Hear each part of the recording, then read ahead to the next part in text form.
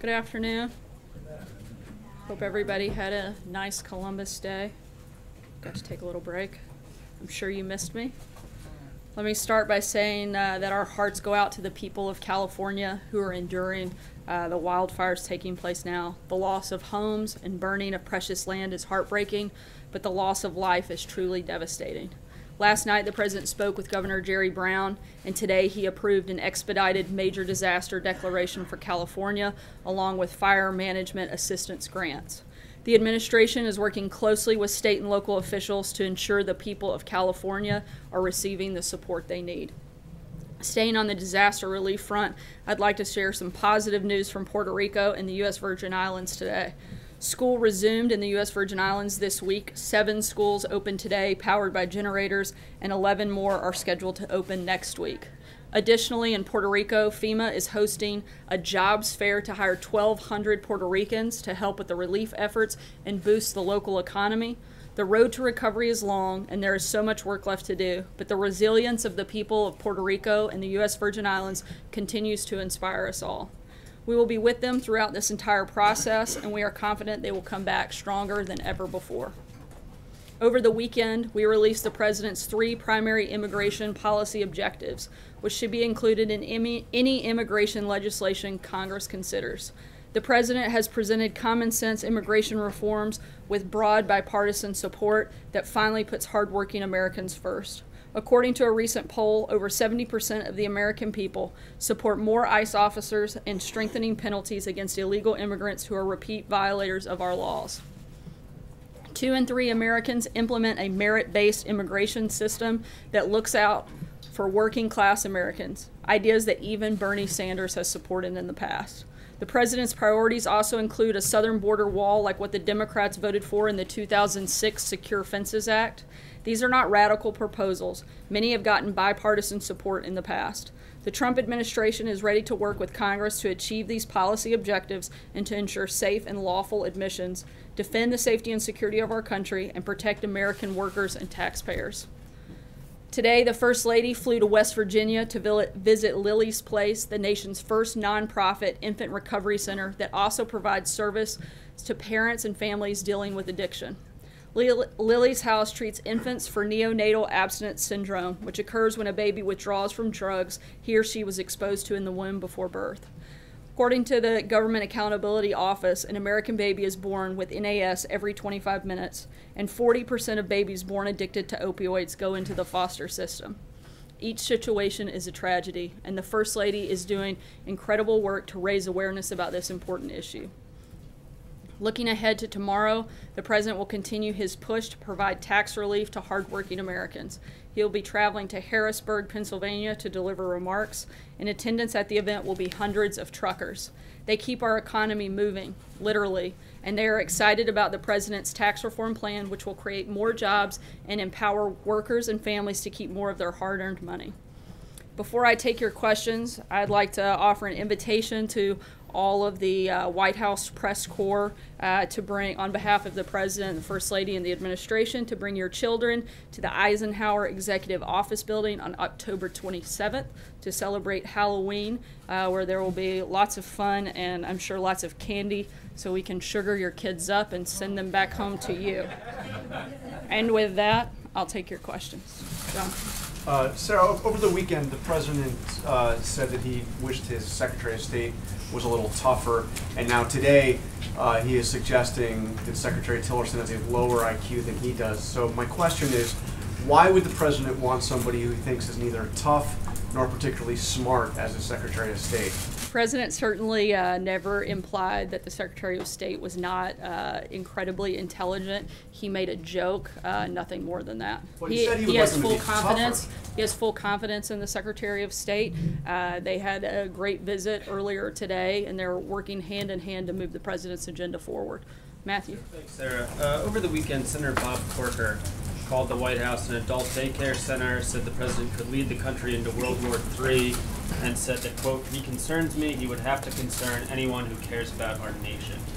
What can you tell us a little about the internal reaction to such a senior Republican making comments like that? And is there concern that other top Republicans could make similar comments? Look, Senator Corker is certainly entitled to his own opinion, but he's not entitled to his own facts. The fact is, this president has been an incredibly strong leader on foreign policy and national security, and he's been a leader on this front. And I think that's been seen and demonstrated time and time again since he took office. And a few examples: over 20 nations to significantly reduce economic and diplomatic ties with North Korea, further isolating them. He's gotten China and Russia to sign on to the toughest UN sanctions against North Korea ever.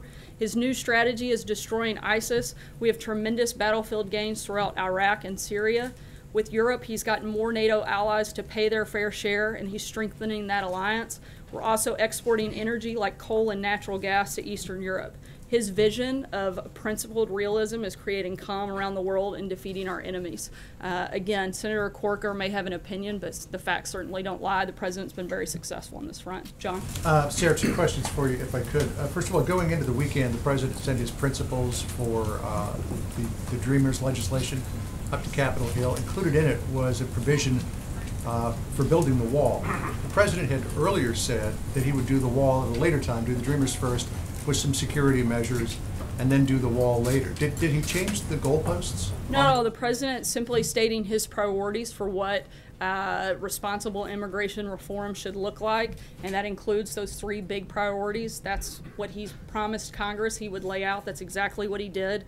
And I don't think we've been inconsistent on that front, and certainly not unclear. The president has talked about his priorities repeatedly, and in this case over the weekend laid them out in a very detailed fashion. Is he insistent that the wall be part of any DACA legislation? Look, I'm not going to stand up here and negotiate from the podium with you guys. That's something for the president and Congress to work out, but we're laying out our priorities. That's exactly what we put in that document, and we're going to work with Congress to try to get the most responsible immigration reform package that we can. Question two. Speaking of goalposts, That was like 3 questions already. No, there's a question follow-up question two. Good thing he's a reporter and not a math teacher. I was horrible at that. NFL Commissioner Goodell sent a letter to owners and chief executives of all of the NFL teams saying, like many of our fans, we believe that everyone should stand for the national anthem. It's an important moment in our game. We want to honor our flag and our country, and our fans expect that of us. He's having a meeting next week to discuss all of this. Given the position of the league as articulated there by Commissioner Goodell, what's the White House reaction to what it looks like the NFL is going to do going forward? I think we would certainly support the NFL coming out and asking players to stand, just as the president has done. We support the national anthem, the flag, and the men and women who fought to defend it. And our position hasn't changed on that front. We're glad to see the NFL taking positive steps in that direction. Sarah, I had 2, but I promise they're really just 2. The first is I wanted to ask about something the president said earlier in the Oval about tax reform. He suggested that there would be adjustments to strengthen the tax framework, and obviously we know that lawmakers need to fill it out, but by saying, adjustment, it suggests some sort of change. So I'm wondering if there are going to be changes to that framework, and if so, if it might be things like modifying the state or local deductions, or changing the pass-through for business interest rates that we've heard kind of floating out there. We don't have any adjustments to make to the framework at this time. I think our kind of key principles that we've laid out remain the same, and no changes to announce today. Francesca. Thank you, Sarah. 2 of the president's allies have suggested that Senator Corker resign. Does the president think that Senator Corker should resign? I think that's a decision for Senator Corker and the people of Tennessee, not for us to decide. And a follow-up on the Senator Corker question. The president also said this weekend that Senator Corker was largely responsible for the Iran deal, which the president has hinted that he wants to renegotiate. That was a deal that was negotiated by Barack Obama's administration. Why does the president think that that was largely Bob Corker's fault? Senator Corker worked with Nancy Pelosi and the Obama administration to pave the way for that legislation and basically rolled out the red carpet for the Iran deal. Those are pretty factual. John? Thanks, Sarah. Over the last few months, the president has criticized a number of senior Republicans, sometimes in very personal terms. Senator Murkowski, Senator Flake, Leader McConnell, most recently Senator Bob Corker. What do you say to critics who say that the president is alienating himself from Republicans that he will need to move his legislation forward? I don't think he's alienated anyone. I think that Congress has alienated themselves by not actually getting the job done that the people of this country elected them to do. They all promised and campaigned on repealing and replacing Obamacare. They haven't done that. They've campaigned on tax reform. Hopefully we see that happen. We're certainly committed to that and think we'll get there. But time and time again, Congress has made promises and failed to deliver. If anyone's being alienated, it's people that are promising things and not delivering on them. One more, Jessica. Sarah, on the Iran I'm going nuclear to skip deal. around so I can If try to can get ask to more on people. Iran, Jessica. you talked last week about the fact that you plan to roll out a comprehensive plan on Iran, and we also know the president's feelings on decertification. But what I'm not clear on is how you see the connection. How does decertifying the Iran nuclear deal lead to an opportunity to negotiate on all of these other issues that you have with Iran, like exporting terrorism and cyber crimes, et cetera? I'm not going to get ahead of the president's announcement on this, but he'll make that later this week, and we'll be happy to take more of those questions after that announcement is made. Sarah, in a tweet this morning, the president referred to Little, L-I-D-D-L-E, Bob Corker again. I'm wondering if the White House continues to work or continues to plan to work with Senator Corker's team to amend the law that gives oversight to the Iran Accord that you've already said you don't like. Are you working with him to change that law? Are you still willing to? We're certainly still willing to work with anybody that wants to come and actually put forth real solutions and be part of those solutions and not part of the problem. Charlie? Specifically on Iran, you are? Again, we'll be happy to work with all parties on, bettering the American people. And if he wants to be part of that, we'd certainly be happy to talk about it. Charlie? Former Secretary of State Hillary Clinton just issued a statement condemning the reported behavior of one of her prominent Hollywood donors, Harvey Weinstein. The president also said he wasn't surprised by the news and said that he had known Harvey Weinstein for some time. My question is, does the president have a reaction to Clinton's statement? And secondly, does he have his own reaction? How much did he know about Harvey Weinstein's behavior? And what's his response today? I don't know if he's seen the Secretary Clinton's statement, so I haven't had a chance to talk to him about that, so I wouldn't want to weigh in on what his reaction might be on that front. What about his response? He said that he had known him for a long time, known Weinstein for a long time. I think that statement speaks for itself. There's nothing to add. Olivia? Thanks, Sarah. I know he's going to announce it later this week, but has the president reached a decision on whether to recertify Iran or not? The president's reached a decision on a overall Iran strategy and wants to make sure that we have a broad policy to deal with that, not just one part of it, as I said last week, to deal with all of the problems of Iran being a bad actor. Beyond that, I don't have anything to add today at that point. Would you like to see Congress do away with the 90-day recurring certification? I'll let the president speak to that later this week. Jared? What does the president intend to do with his executive order on health care reform? And secondly, the president, when he was rescinding DACA, said that one of the reasons he was doing that was because it was inappropriate for the Obama administration to do with executive order what couldn't get done with legislation. Why the difference when it comes to health care?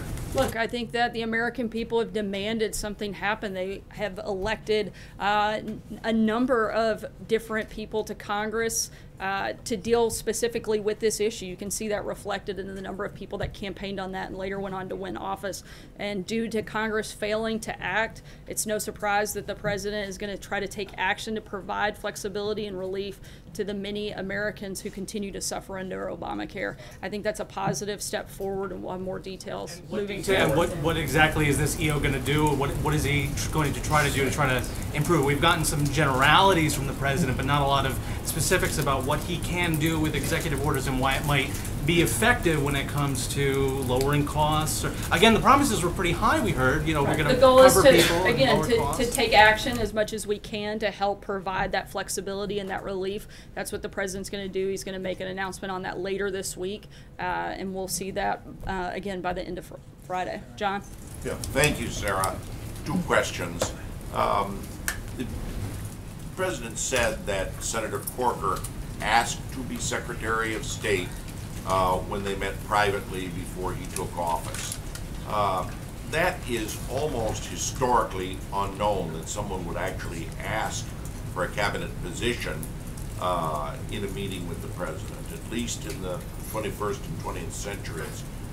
Does he stand by that statement completely, that the senator asked to be named to the position of Secretary of State? I haven't talked to him specifically about that, but I would certainly imagine the president wholeheartedly stands by his statement on that. Trey? The other thing, oh, sorry. the other Predator. question I had was that last Sunday before the tragic events in Las Vegas, Catalonia had its vote. The president had said the week before, when he was with Prime Minister Rajoy, he supported a unified Spain. Today, the president of the state of Catalonia said he would not declare independence, but would seek independence from Spain through negotiations at this time. What's the administration's position on that?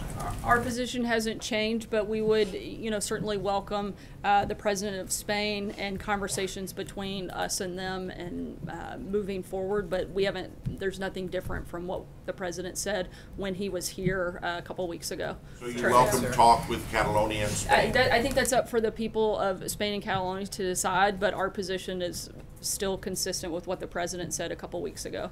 Trey. Thank you, Sarah. I have a couple questions for you. Do you stand by your statement that Bob Corker rolled out the red carpet for the Iran deal? I do. I just made it about 10 minutes ago. Bob Corker originally opposed the Iran deal and even led a bipartisan effort on Capitol Hill to have it reviewed by Congress, despite former President Obama not wanting that review to take place. How can you say that he rolled out the red carpet for the deal then? He worked with them on the INARA legislation that rolled that out. That's what helped, I think, put things in motion.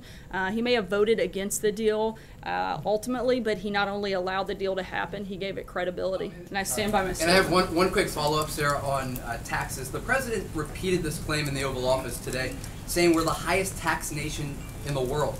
Why does the president keep saying this? It's not true overall. We are the highest taxed corporate tax in the developed economy. That's a fact. But that's not what the president said. That's what he's talking about. We are the highest corporate taxed country in the developed economies across the globe. Sarah, so that's accurate, but the president keeps repeating this claim that we're the highest tax nation. And that's what we are, the highest tax corporate nation. But that's not what he said. He said we're the highest tax nation in the world. The highest tax corporate nation. It seems pretty consistent to me. Sorry, we're just going to have to agree to disagree. In the Forbes interview, the president talked about an economic development bill.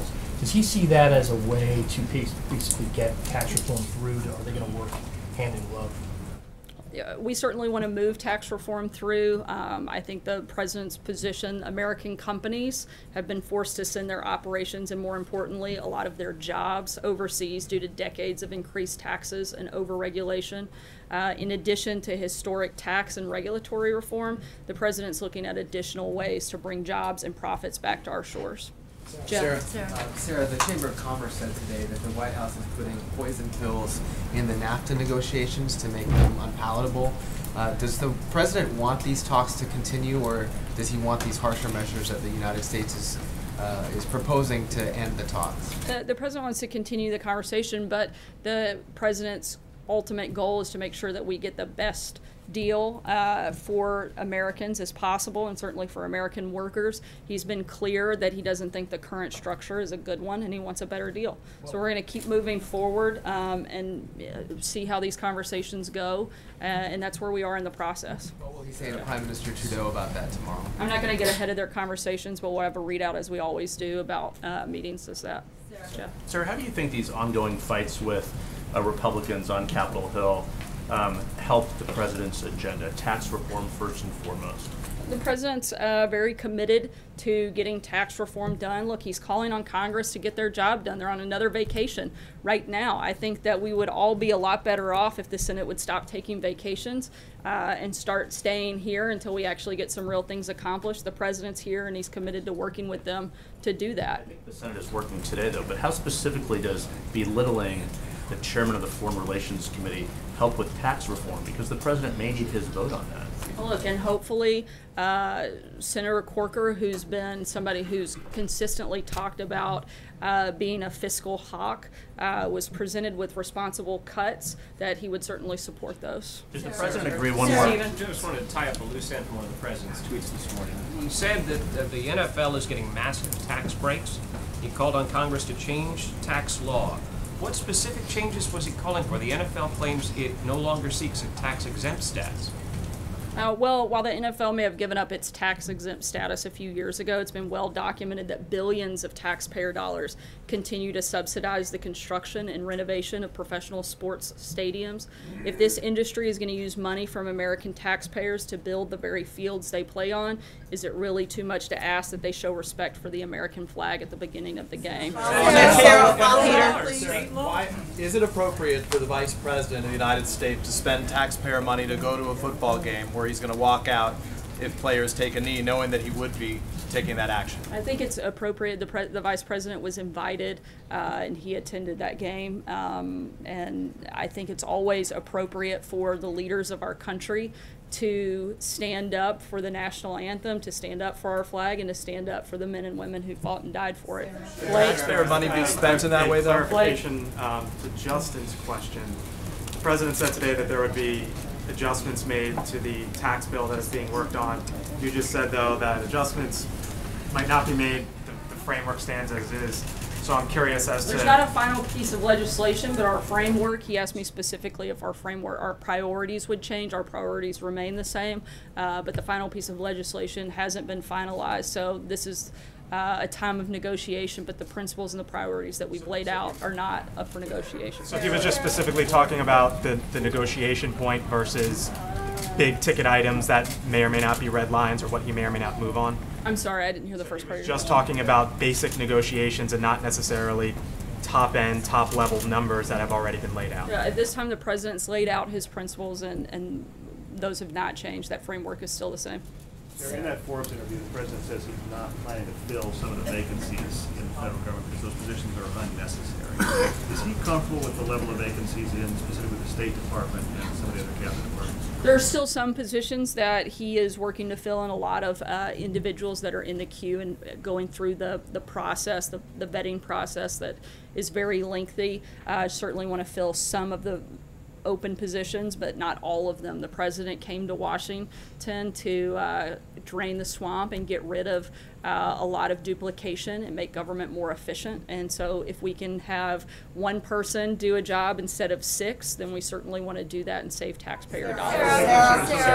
Sarah. Sorry, I'm going to try to cover Just it. 2 really quick questions. One, to follow up on your answer. Who invited the Vice President to the Fulton game? I'm sorry? Who invited the Vice I President? believe he was there to present an award. I don't know all the details. I'd encourage you to contact the Vice President's office, but that's my understanding. He was invited to present an award a few weeks ago. And the second question about the President's tweets about Bob Corker. He said he begged me to endorse him for re-election in Tennessee. Bob Corker's office has vehemently denied that happened, saying that the President actually called him and asked him to reconsider his retirement. Is the President telling the truth about this account? Yes. Peter. Sarah. Back on the football subsidies. The subsidies you're talking about are made by states and local governments. So is the President then supporting federal legislation to take that power out of the hands of state and local governments to subsidize local stadiums if they want to do so? Yeah, I think he's just making the point that if these individuals are going to be supported in large part and subsidized by taxpayers, that a large percentage and majority of Americans have said that they want NFL players to stand, that he's just drawing that connection between the two. Nothing beyond. I'm sorry, when he says change the tax law, he doesn't actually mean change the tax law. I'm saying the federal tax law doesn't apply here, but certainly we know that they receive tax subsidies on a variety of different levels. Sarah, regarding the Americans how does the building President expect his Secretary of State to be effective when he's questioning his intelligence? Again, he wasn't questioning the Secretary of State's intelligence. He made IQ he made a effectively than the joke. Secretary of Maybe State. you guys should get a sense of humor and try it sometime.